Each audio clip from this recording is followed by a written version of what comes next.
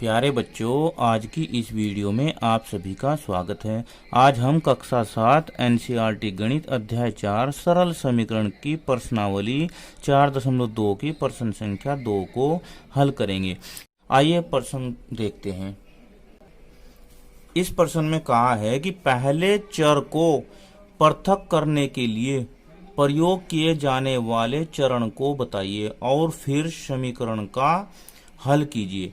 देखिए, पहला प्रश्न भी सेम ऐसा ही था और ये दूसरा प्रश्न भी सेम ऐसा ही है। आइए इस प्रश्न को हल करते हैं। इससे पहली वीडियो में हमने बताया, जब ये प्रश्न हल किया था प्रश्न नंबर 1, तो हमने आपको बताया था कि समीकरण में दो भाग होते हैं। एक तो बायां पक्ष, क्या होता है? बायां पक्ष। जो बाईं ओर होता है उसे बायां पक्ष कहते हैं, और जो हमारी दाईं ओर होता है उसे हम दायां पक्ष कहते हैं। और बीच में इनके समता का निशान होता है। क्या? समता चिन्ह होता है। समता चिन्ह होता है। इसका मतलब ये होता है कि बाएं पक्ष का जो मान होगा वो दाएं पक्ष के बराबर होगा। ठीक है। और एक और बात बताई थी हमने आपको, इस वीडियो में भी बताते हैं कि यह एक तराजू के सिद्धांत पे कार्य करती है समीकरण। किसके सिद्धांत पे? तराजू के। जैसे मान लो एक तराजू होती है और उसमें हम क्या करते हैं कि एक तरफ तो कोई सामान रखते हैं, दूसरी तरफ उसके बराबर वजन रखते हैं, भार रखते हैं। तो अगर हम इसमें सामान बढ़ाते हैं तो इधर वजन बढ़ाएंगे। अगर इधर हम सामान बढ़ाते हैं तो इधर वजन बढ़ाएंगे, और अगर इधर से सामान कम करते हैं तो इधर से वजन कम करेंगे। तो यानी जो भी हम संक्रिया करेंगे, जोड़ घटा गुणा भाग, वो समीकरण के दोनों पक्षों में करेंगे। ये हम इससे पहली वीडियो में क्लियर कर चुके हैं। एक बात और आपको ध्यान रखनी है कि अगर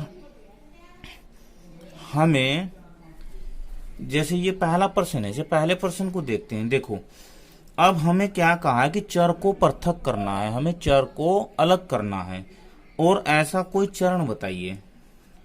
देखो बच्चों, 3l बराबर 42। अब इसके साथ ये जो चर है l के साथ 3 है, 3 इसके गुणा में है। अब आप ये सोचो कि यहां से 3 हम कैसे हटा सकते हैं। कैसे हटा सकते हैं? देखो, अगर इसमें 3 जोड़ेंगे तो 3l + 3 हो जाएगा। अगर 3 घटाएंगे तो 3l - 3 हो जाएगा। हाँ, अगर हम 3 की भाग करते हैं, गुणा करेंगे तो 3 × 9 हो जाएगा। अगर भाग करते हैं हम तो 3 से जब इसे भाग करेंगे तो 3 से 3 कट जाएगा। इसका मतलब हमें क्या करना चाहिए? हमें करना चाहिए कि समीकरण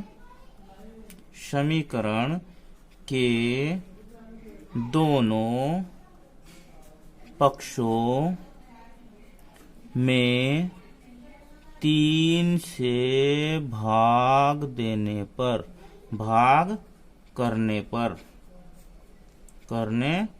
पर चलो, अब 3l, क्या? 3l कितने से करना है भाग? 3 से।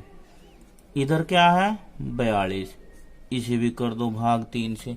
क्योंकि हम जो भी संक्रिया करेंगे, जोड़ घटा गुणा भाग, तो हमें दोनों ही पक्षों में करनी होगी।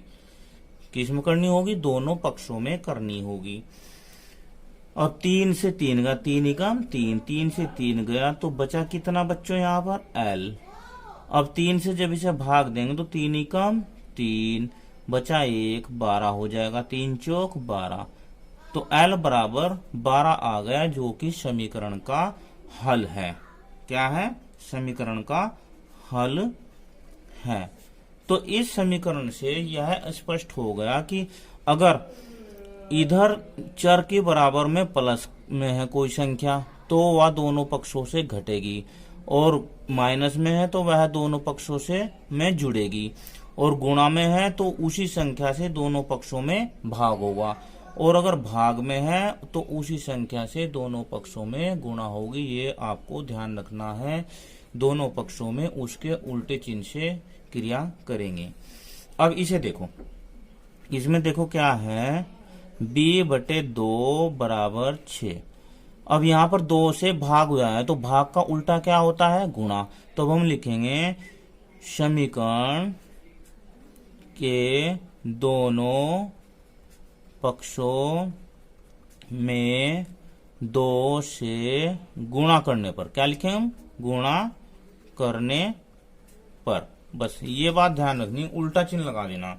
तो b/2 गुणा 2 बराबर 6 गुणा 2। देखो दोनों पक्षों में 2 से गुणा कर दे, 2 से 2 गया तो यहाँ आ गया b बराबर 6 दूनी 12, जो कि इस समीकरण का हल है। अब हम बाकी बचे प्रश्नों को जल्दी जल्दी करेंगे। सी में क्या है, सी में p को 7 से भाग है, तो इसमें क्या करेंगे, जब 7 से भाग है तो गुणा करेंगे। तो यहां लिखते हैं समीकरण के दोनों पक्षों में 7 से गुणा करने पर। कर दो भाई, p/7 गुणा 7, ये इधर 4 है, 4 गुणा 7, 7 से 7 गया तो क्या बचा, p बराबर 4 सत्ते 28, ये इसका आंसर। और चरण हो गया दोनों पक्षों में 7 से गुणा करने पर। अब इधर देखो,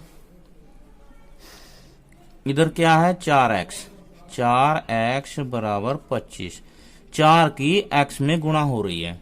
तो अब हम क्या लिखेंगे कि दोनों पक्षों में 4 से भाग करने पर, 4 से भाग करने पर।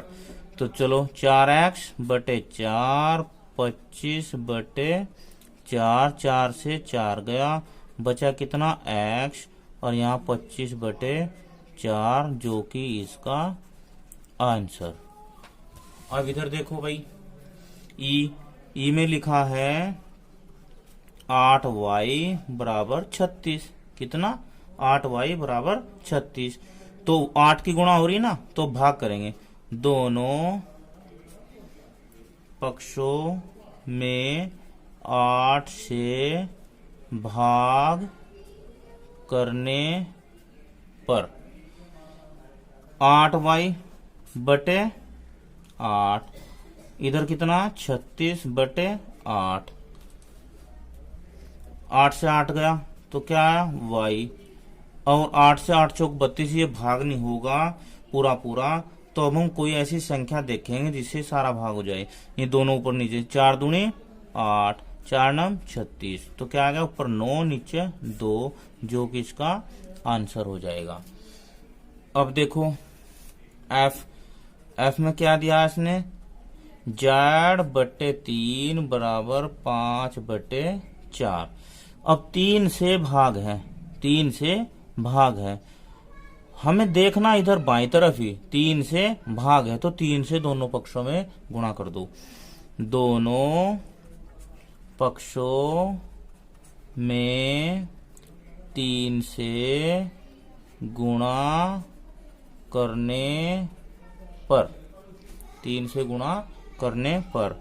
अब z/3 गुणा 3, 5/4 गुणा 3, 3 से 3 गया, ये यहाँ बचा कितना, z, और इधर कितना होगा, 5 या 15/4, जो कि इसका आंसर हो जाएगा। जी में भी देखो, जी में क्या है, a/5 बराबर 7/15। अब a को 5 से भाग है तो हमें दोनों पक्षों में क्या करनी होगी, गुणा।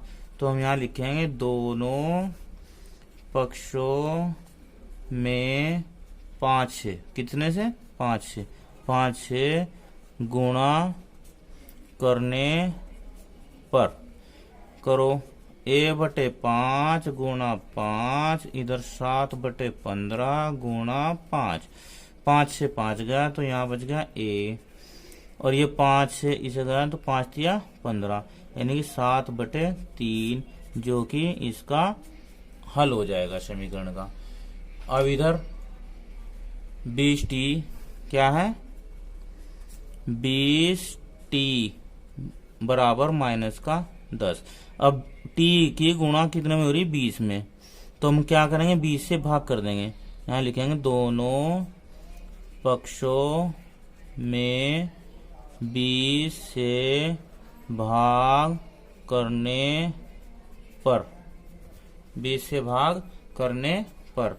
चलो 20t बटे 20, इधर माइनस 10 बटे 20, 20 से 20 गया तो t बराबर आ गया 10 कम 10, 10 दूनी 20, माइनस का 1/2।